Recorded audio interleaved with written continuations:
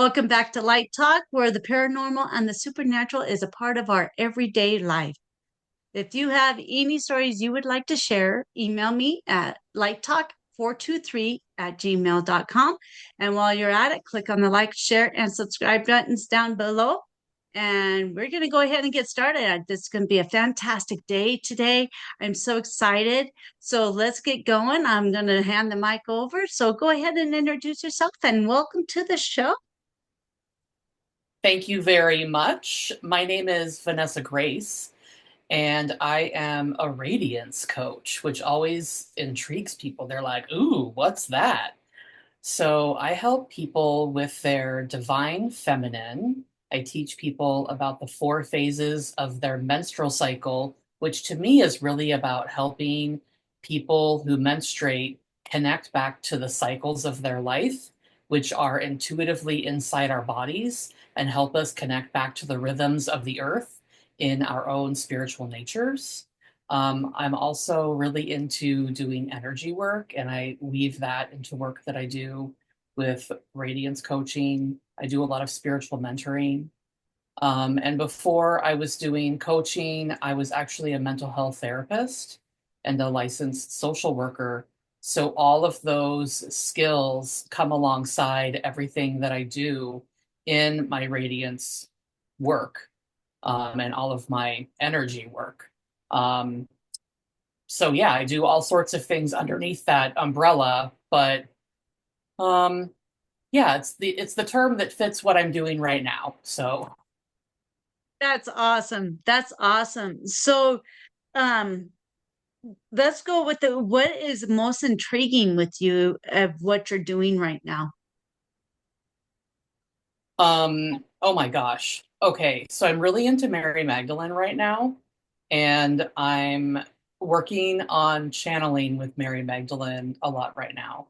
I work with my spirit guides a lot, and several years ago, I got new spirit guides. I got several spirit guides all at once that were new, and I was like, hold up, you guys are new. I don't know you. You need to stay over there because I don't know you yet. Like, I literally made them stay in the middle of the street. They couldn't come on my property. I was like, I'm suspicious. And I couldn't figure out who they are or what they were doing or what their role was in my life. But it turns out that one of them was Mary Magdalene, like the energy of Mary Magdalene. Oh, And wow. some of them know what their purpose is in my life, but they support me. And so I'm working more and more with Mary Magdalene, and her energy reveals itself in various ways in my life, in various synchronicities. Um, but Mary has a lot of different messages for me, about, oh gosh, just like connecting more with the feminine and what that even means. And one time I was speaking with a couple of friends, and we were looking at sarongs that one of them had. She had bought a bunch of sarongs at a thrift store. And I was like, oh, you should do veil work with these. And I didn't even know what that meant. But what I meant was like put it over the top of you and just like use it to help you vision. But that's what I'm doing now with Mary Magdalene. And I think it's what priestesses used to do. No one's told me that. I've not read that in a book or heard it in a podcast anywhere. But I think as a Mary Magdalene, I think Mary Magdalene as a priestess, I think that's probably something that she would do or that priestesses of that time would do to help them like create a more oracular space for them to divine information. And so now I've actually received a couple of sarongs from this friend, and I have transformed my office into what I am now calling a temple. And I've like banished everything from my office that seems like an office material, except for the things that are sitting on the desk that I'm at right now. Because the whole room used to be like officey stuff and crafting stuff, and everything else is like banished. It's all in my dining room right now. I have to sort it out. And I literally just moved the things in last night to make it more temple-like, and I've started using the veil a little bit more to talk with Mary Magdalene. And I don't remember anything in particular right now, but it's just gentle messages about just messages for my life right now about connecting with her. Um, but I know that it's going to get more profound. It's like practice level right now. Um, and like no one could convince me that it's not Mary Magdalene. Someone could be like, "Oh, how are you sure?" And I'm like, "I just know in my womb, I know in my heart, I know in my soul, like this is just what it feels like." And I know that she's talking to lots of people and she's activating lots of people all over the world right now because the feminine is rising and Mary Magdalene is rising. And not her Awesome. specifically. It's not about her. It's what she brings. It's the energy that she's bringing. She's not trying to center herself. She's centering, she's trying to point to something and she's trying to teach it to us. So we're not trying to focus. It's not like, oh, focus on Mary Magdalene. It's no, like, what is Mary Magdalene teaching us? That's what we're trying to focus on Very cool. as people Very are. cool. So that's something that I'm really into right now. And of course, there's like a lot of books that I've read about her or things that I'm drawn to that I think relate to the womb and relate to um, mystical things about the womb and cycles and being connected to the earth. That is So that's what I'm awesome. into. Well, thank you. Yeah. Yeah, that's really awesome. I'm working on trying to connect with my star seeds. And Ooh, I'm just, connecting with your. yeah, my star seeds. Yeah. So, I've what never. tips, sorry, what tips would you suggest for someone that's trying to get connected with their spirit guides or somebody like that? Do you have any? So when you're trying, so I think of connecting with your spirit guides as going kind of like up through your crown chakra. And I think that to go up through your crown chakra, you also need to be grounded. And so if you try to go up through your crown chakra but aren't stabilized in your root chakra by being grounded, I think that you'll kind of like fall over and, like if you're not standing strong when you're staring at the sky, you might trip kind of.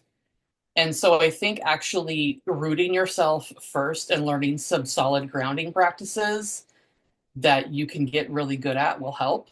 And then at the same time, doing practices that engage in clearing the mind and focusing on the crown chakra. I did a lot of meditations where I would like clear my mind and kind of go into rhythmic breathing. And I wouldn't even call myself a breath worker. I would just try and have calm breathing and imagine myself visually going up, like in my mind's eye. I don't even know what I was doing. I was just practicing listening. I would just listen and listen and listen and listen. People talk about praying and trying to find answers. And then they're like, but I'm not getting anything. And then I'm like, well, are you paying attention for an answer? And that seems totally mind-boggling to them. They're like, well, no. And I'm like, how how is your higher power supposed to give you an answer if you're not even listening for one? And then they're like, oh, whoa. Like the world is noisy. You have to make space to hear. And so if that's a spirit guide, like you need to be silent enough that you can hear them. And so for me, and granted, this is not what everyone needs to do because I do believe that some people need to be in motion to be able to get messages. But for me, stillness and having my eyes closed is really important because I can't get the messages otherwise. And so that's what works for me. But I know other people need movement or need to see the beauty of nature or whatever works for you, right? And Right. lean into that, the opposite of what someone is telling you, like trust what you need and what works for you. And what worked for me is, quiet and sitting still and a lot of time to learn how to kind of go up in my mind and be quiet and listen, and learning how to distinguish what I sounded like versus what messages from God or Jesus or the universe or my spirit guides sounded like, whatever I was trying to listen for, right? Right. Um, and remember that your inner voice or your inner worry is gonna sound like worry or the random monkey mind chatter, but the the voices of spirit guides and the universe and any divinity that's of a high vibration, or that is anything of light that's of a high vibration, is going to be loving and helpful and not critical. And so if you're hearing something that sounds unloving and critical, or you're not enoughness, that's either a lower vibrational thing that you're hearing that you can ignore, or it's your own inner mind.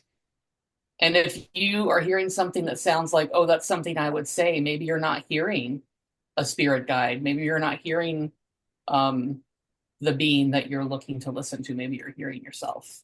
So there is a distinction that you can lean into and try and discern.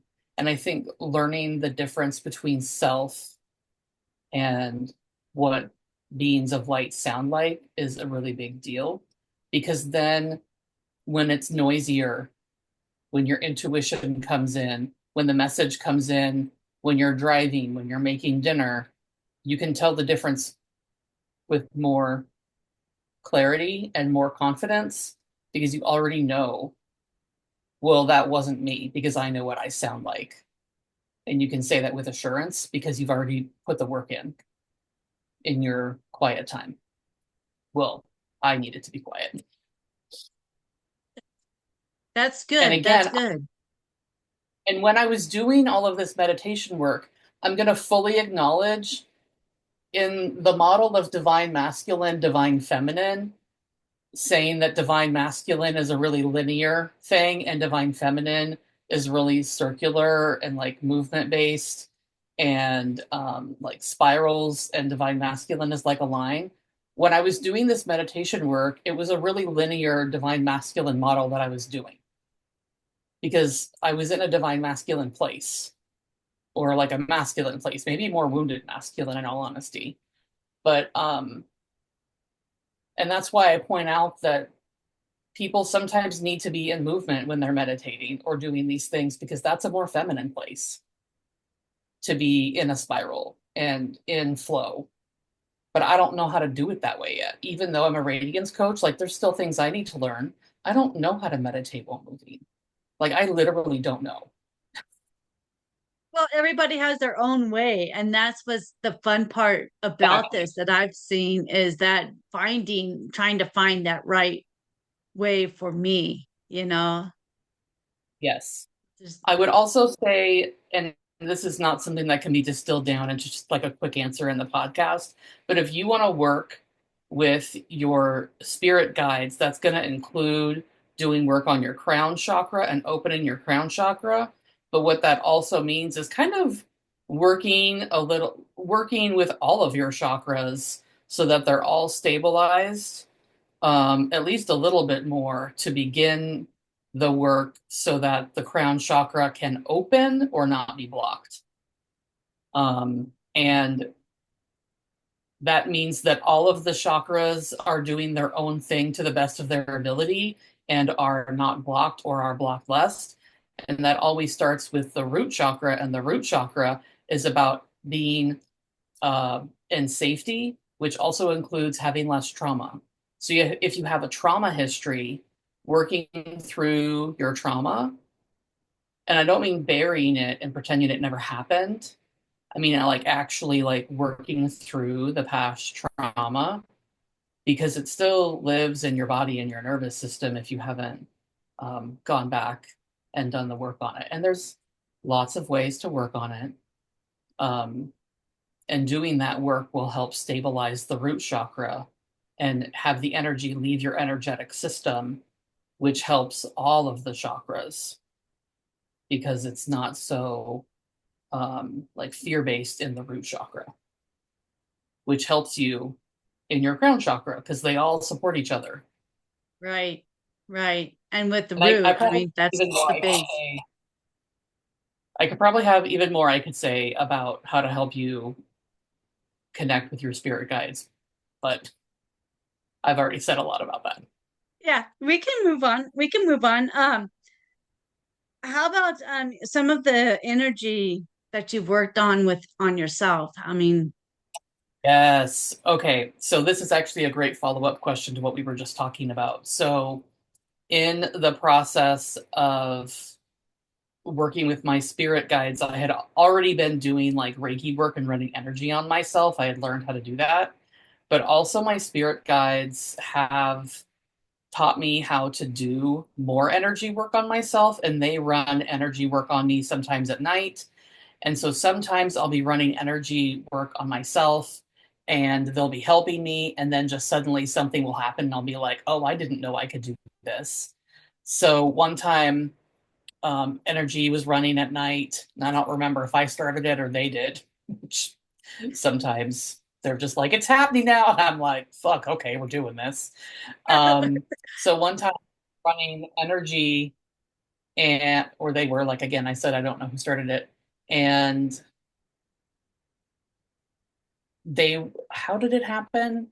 Anyway, I ended up like connecting with my grandmother, which I had never done in an energy healing before because I wasn't really doing ancestral stuff. And my grandma has passed. Like at this point in my life, all of my grandparents have passed. And I was suddenly doing ancestral healing through this grandma. Like she was coming in and telling me things that needed to be worked on. And I went back through the family line and was asking questions about how many generations back this thing started. Like, okay, so this thing happened, but like how many generations ago is the impetus of why this thing happened? And going back and like talking to the spirits of those people and like kind of doing therapy with the originators and like helping them figure out like why is there this conflict between the two of you. But I was also asking like y'all are dead and in the spirit realm, why couldn't you just have this conversation without me? Why did I need to be here to have this conversation? good point. Y'all are in the same place. Like, why did I need to be here? And I don't really remember if I got an answer at that time, but it was also like it was also like my spirit guides were like, it's really good that you're asking this question. Like, rather than just like accepting at face value that you're the one that's doing this. So, and I had never done anything like that before. Like I knew how to go back and ask questions like that because of other work I had received.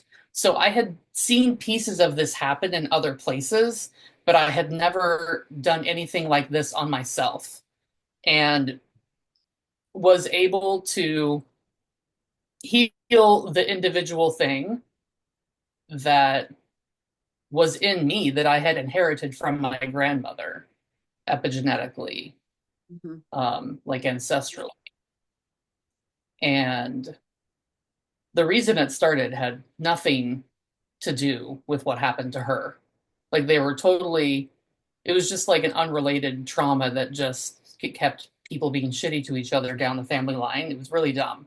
Um, but you know how when you have a pain and then you just treat somebody else bad and it just keeps going, like that's kind of what happened. But that's how pain travels through families. It's just people's hearts get constricted and they don't know how to handle it and it just keeps going. But it was wild to me that I was just able to do that and my guides were just able to support me in doing it. And my grandma was just there being like, just do this, just do that. And I don't think I've done another healing like that with her. or if I have, it's been one and it doesn't stick out as much. Um, but I have energy healing sessions like that with my guides so frequently that I don't remember them all. Like I don't even bother to write them all down now. Like I'll have one and I won't go journal it, even though it's totally profound.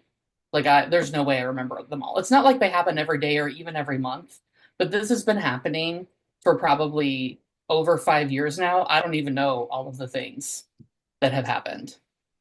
Like I couldn't even tell you what they all are. Yeah, that's And pretty so now, crazy how that happens. yeah, and now I know how to do ancestral healing.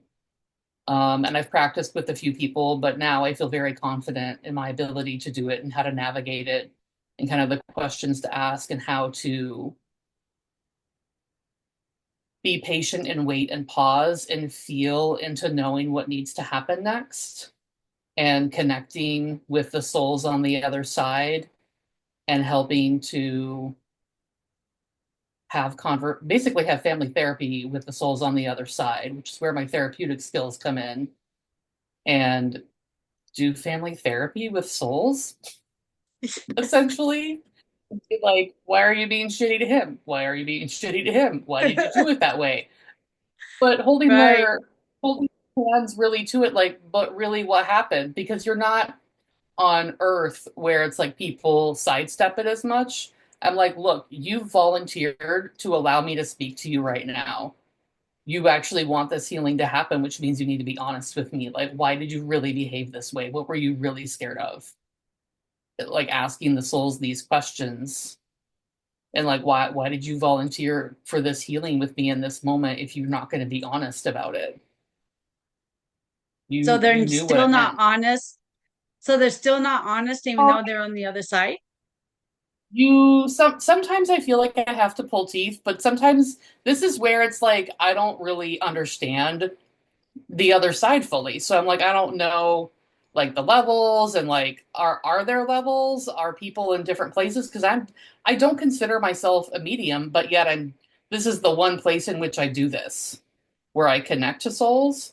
And so yeah, this is a piece that I don't fully understand. But like this is the way it happens. Yeah, that And I would like to know more about once you figure it out. yeah, people experience changes from it because, you know, we're targeting something in a person's life that they want to heal, but the origin point of it is something unrelated. You know, it's related when you go back the line, but it's a totally different incident that we're healing. And then we're sending down the line the family tree, whatever emotion or love or whatever needs to be sent down the line that's been blocked. And then when the person that I'm working with is able to receive that, it shifts in them what the issue has been, and then they're able to receive what they haven't been able to receive before. And so then it's able to open them up to other possibilities. And then it does shift things in their own life. And so they do see results because it's like we create our own realities, you know? But when we have Right. these energetic blocks, when our portal, not portal isn't the right word, that's what I'm going to use, when the portals in us aren't wide enough to receive what is available to us, you know, it can't all get through to us and fill us to the capacity that we have to like live out the dreams that we have or to think bigger dreams. Yeah. Yeah. That's pretty cool. That is really cool. That is really cool. Um, you've you've talked about some of your dreams and all.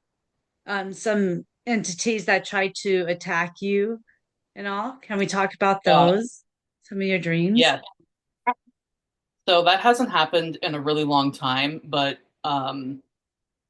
that's probably because I set up protections after this.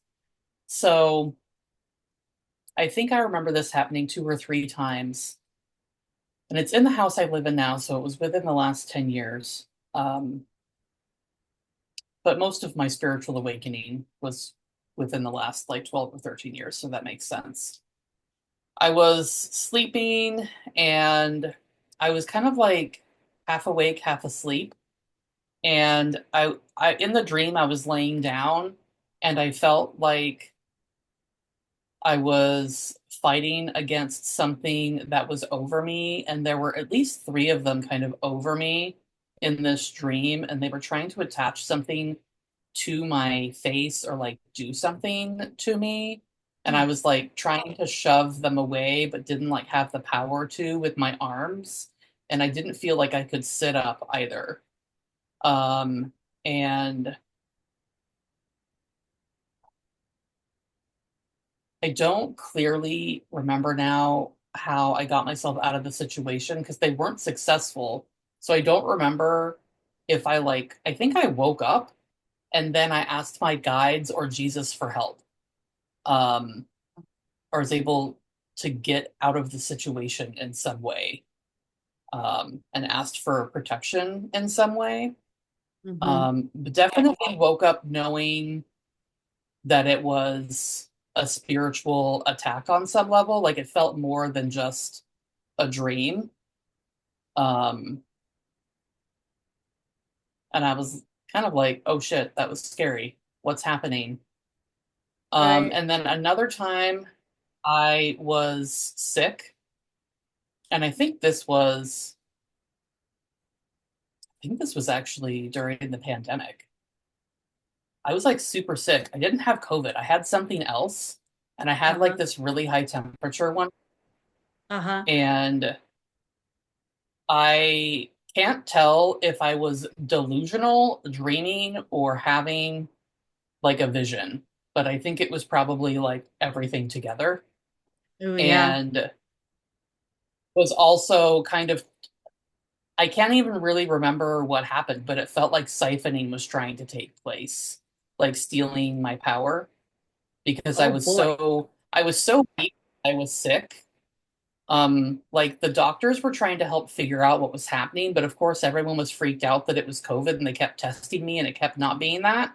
I got tested like 3 times and I'm like, fuck, it's not COVID. Like Right. I'm telling you, you've already tested me. That's not it. Can you figure out what it is? Anyway, the whole thing was not fun. And Yeah, I I bet. literally lay in bed and I couldn't even watch TV because that was too exhausting. And I know this is like not about the dream, but it goes into how exhausted I was, which is part of what was happening. I was so Yeah. exhausted that I couldn't eat TV, which is pretty exhausted for me because I like TV. So I was so exhausted that I couldn't think. I like thinking. I have a master's degree. I like reading. I can read an entire book in one day. I will do nothing but read all day, except read the novel. I like to think. I will lay in bed at night and think too much and can't stop thinking. So when I tell you I was so sick that I could not think, and my entertainment was imagining one ball hitting off of the sides of a square inside of my brain, I want you to understand how fucking tired I was. Okay? It was like one Yeah. white ball bounce off the sides like the most boring pinball machine in the universe. That's how messed up and tired I was. I couldn't ground myself because it took too much energy. I couldn't run Wow. Reiki on myself.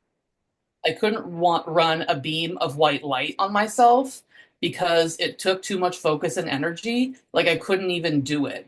And running, like grounding myself, is like I can do that while I'm half asleep.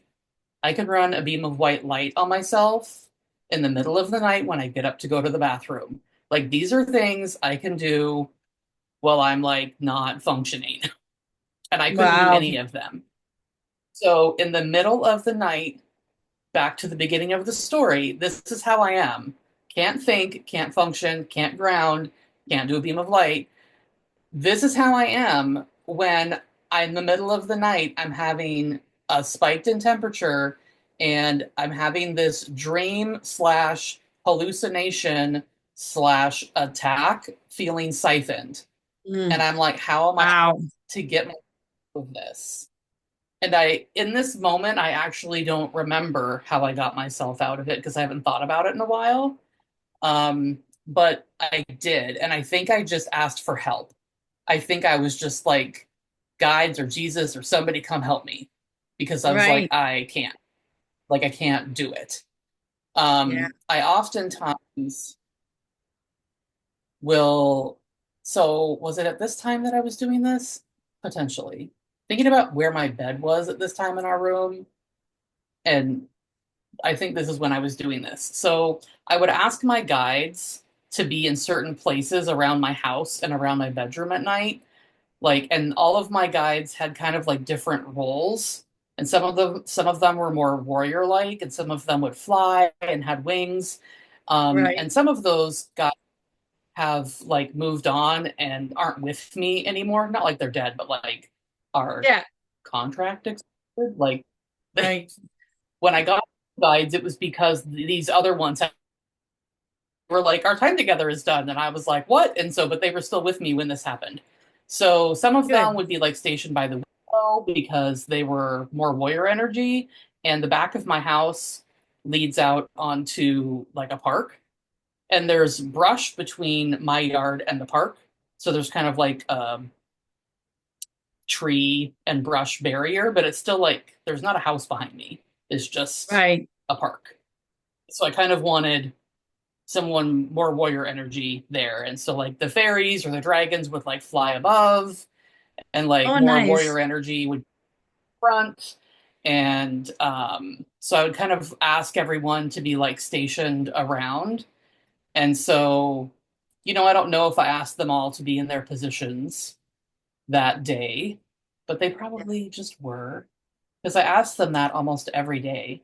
Hey, can you go be here? Like literally, it was part of my little get in bed, snuggle down, and then I would kind of have a conversation with all of them and ask them, hey, can you go be here? Can you go be like literally every night? And they would all go do it. Right. Um, so even if I didn't ask them that night, they were probably all there and, asked for help with this siphoning that was happening that I was trying to get away from. And Right. after these two experiences of feeling siphoned and which was scary because it felt like life force draining, like she's powerful but she's weak right now, so let's try and get her. Um Yeah. is kind of what it felt like when I remember. Like I don't remember right now, but that's what it felt like. So I have a lot of protections around my property now, and I Oh, check them good. um, and talk to people about putting protections around their property. Like I gridded my land when we bought the house, but this is like next level shit. It's like the level of stuff that I talk about doing with your aura, but I do it with my house. It's like um what they do to Hogwarts when they're in that little war at the end. Yeah, I haven't And seen that one. Yeah. oh, they put a big energetic shell around Hogwarts. I have a big energetic shell around my house and my property, Okay. like you would do with your own of protection. Okay. But it changes what it is, and rules and jobs and who's allowed on my property. And like sometimes it has like a little valve where I'll release like trapped energy because sometimes your own ickiness of you and your own family gets trapped in there. And you're like, well, we've been having some negative shit lately. So then you like release it out the Right. valve. You're Okay. like, okay, every own stuff, let it out so it's not trapped in here. Or sometimes I want our land to be invisible so nothing can find us. Right. So like there's lots of things I'll do, and sometimes it's just inspired in the moment, and I'm like, I guess I'm doing this for a reason, and it doesn't even necessarily make sense to me about why it's happening or why I'm choosing to do that in the moment, but I just trust that my intuition wants to do it for a reason. Right. And so these kind of dream attack things that happened were partially the inspiration for that, but I also learned a lot of other skills, and I realized I could use them for house and land protection on Yeah, like that's a awesome. bubble level. Yeah.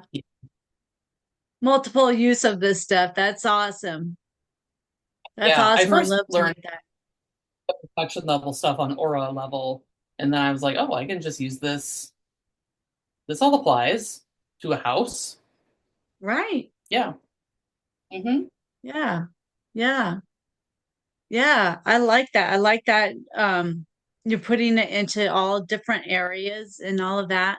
Yeah, I'm working on that too. Starting to find that out and starting to venture out with a certain skill, venturing out in different areas, Yeah. bring it all together. So yeah, that's really cool.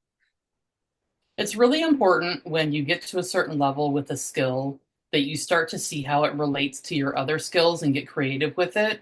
And this is a message for everybody. Like, get creative and see how it combines with your other skills because you're learning them all together to invent your own way or remember a way that your soul used to know anyway.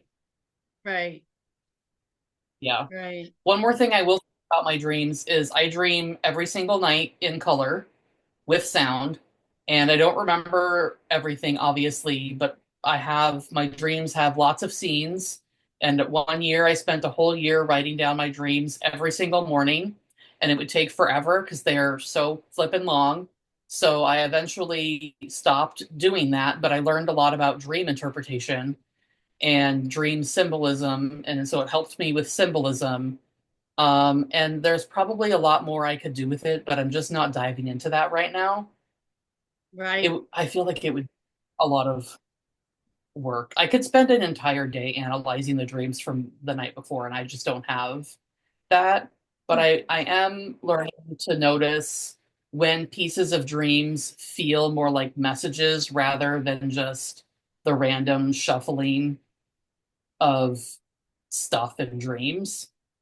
And jotting that down or jotting down, oh, that animal felt symbolic, or this feels really poignant, and jotting that down in the morning, but not necessarily the entire story, just the scene or the animal or whatever. Like there was stuff with a lion earlier that week, like a couple weeks ago, and a week before that, I had talked to somebody about like I think lion energy is going to be coming into my life more. And then a week later, I had the dream that was the only dream I remember when I woke up was about a lion being at my back door. Oh wow. Yeah, and it was right by my sliding glass door, like 10 feet away. And I was in the one part of the house that had to like it couldn't go anywhere. Like you're just like at the end, you're at the dead end of the house, right? There's nowhere else to go. And then I had to walk past the sliding glass door, which was open by 1 foot, and like try and close it so that the lion couldn't get in to get into anywhere else in the house to Right. tell my husband there's a lion in the backyard, which is like insane because I don't live anywhere where there would be a lion. I live in the Pacific Northwest. Why would there be a lion here? Um, Right. anyway, and then I woke up and I was like, oh my God, there was a lion in the dream. And then I was like, oh, lion, Mhm. symbolism. And I was like, oh, this was a good dream. Okay. The Yeah. lion is literally here. It's happening. Okay. And I proceeded to tell myself all the things that were great about lions. And I was like, oh, I want all those things in my life. This was a great dream. It scared the shit out of myself, but this was a great dream. So I'm starting to be able to tell the difference between when our minds just are like shuffling all the minutia of our day and organizing our brains into the filing cabinets Mm-hmm. and symbolism. So that's what I've Yeah. learned about dream stuff. Yeah, that's a lot. I've kind of stopped dreaming since February. I haven't had too many dreams since then. And it's kind of weird. Um, but I had an incident that happened that I think had something to do with it.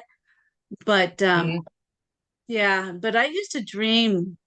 2, 3 dreams a night, and I'd wake up when I have it right after the dream. Mm. And so I'd write them down and all. And some of them were pretty detailed, and it'd take me a while to write it all down. But yeah, it's pretty Mm. crazy that I need to go back and look at them and kind of see if there's symbolisms with it and kind of there was a theme. I remember there's themes with it. So just kind of have to look at that and Mm. see what's going on. But Nice. yeah, yeah. So it's all stuff happening. I know. Yeah, It'll come. it will. It will. I'm ready for it. I'm ready for it. But yeah. Wow, I can't believe that time is up. Can you believe that? It's been an hour Yeah, already? we just sped right through that whole conversation. Yeah. Yeah, pretty quick.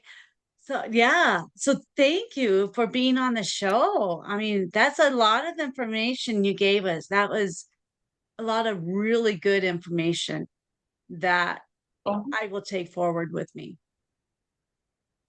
Yeah, you're good.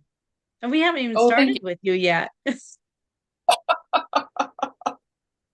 I mean, yeah, we barely scratched the surface. Right, right. You've got a lot of stuff that we haven't even started with, but then if you would like to be on the show again, I would love to have you back. And we can talk about some more of your things that you've done and experienced. And if you would like, we'll set that up. But otherwise, thank you so much for being with us. Yeah, thank you. Yeah. So you for like a bunch of what you just said, so I didn't hear you. Oh, I was just thanking you so much for things that you said. You have so much information, and you're welcome back on the show if you ever want to come back. And it'd be great to have you. Thank you. Yeah. So, so yeah, well, thank you so much for being on the show. And you have Yeah. any last words for everybody? Ground. I know I've mentioned that a couple times, but I feel like it doesn't really matter what thing you are into or practicing. Grounding will help it deepen and become more solidified within you. And grounding will help you be calmer, and that will help clarify whatever you are working on and help deepen it and help it to be able to be held in your body better if you're trying to bring something into you. So grounding will help with all of that. And plus, grounding is an exit point for the body. So if we have a buildup of the shenanigans of life, whether it be things from the present moment or things from our past, grounding is a way to help it leave you.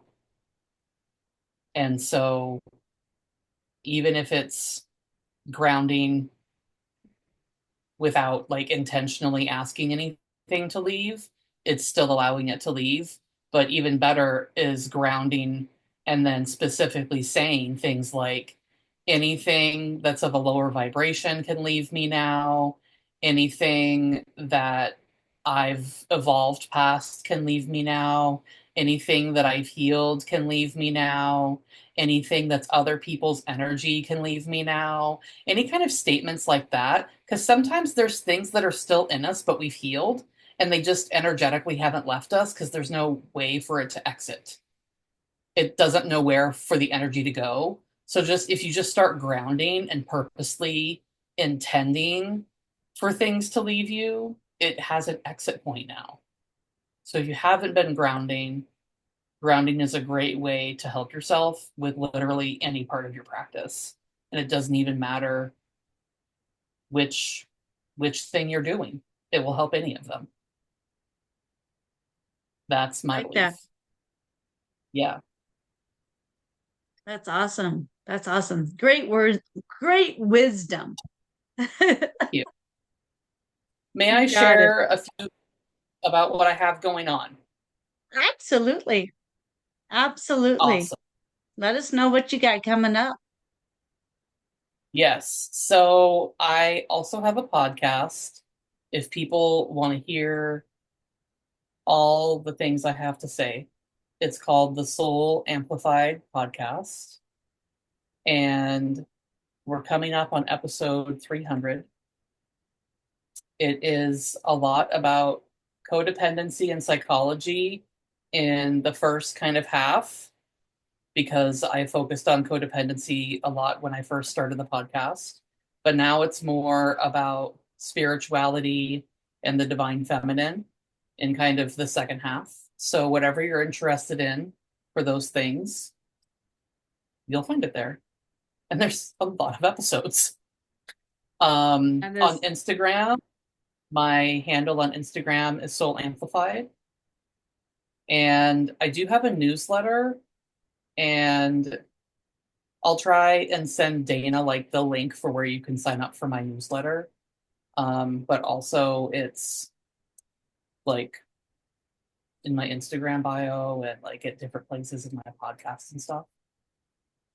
And then what I have going on in July is a Mary Magdalene retreat here in Vancouver, Washington, where I live.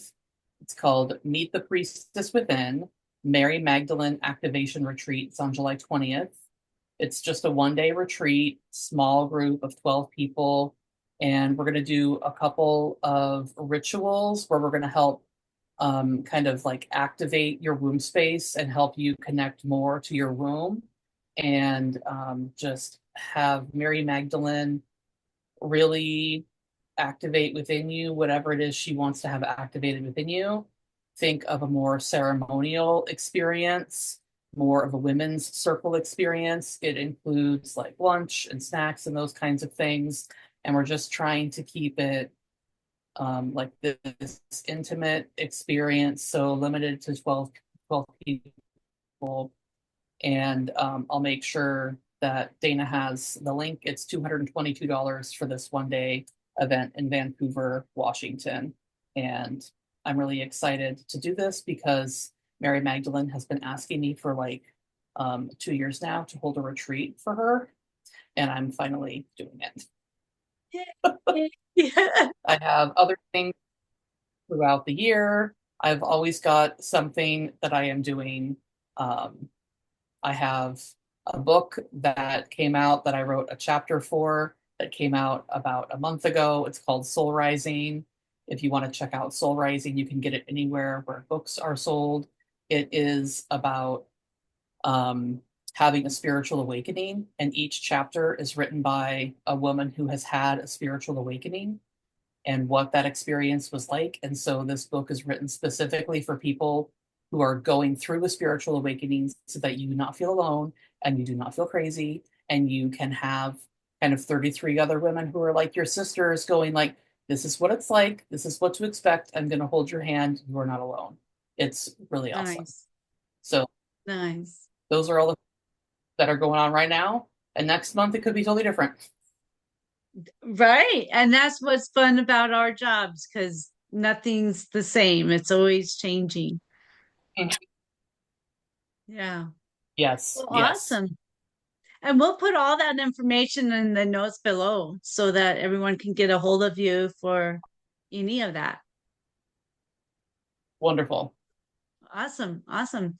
Well, um, at this point, if anybody wants to check out my website at lighttalkwithdana.com, go ahead and check that out and see what's coming up with me. There's going to be some new events coming up, so keep your eyes open for that. So if anyone else out there has any stories you would like to share, email me at lighttalk423@gmail.com. And while you're at it, click on the like, share, and subscribe buttons down below, and we will see you all next time. Thanks for being on the show, and we will see everyone later.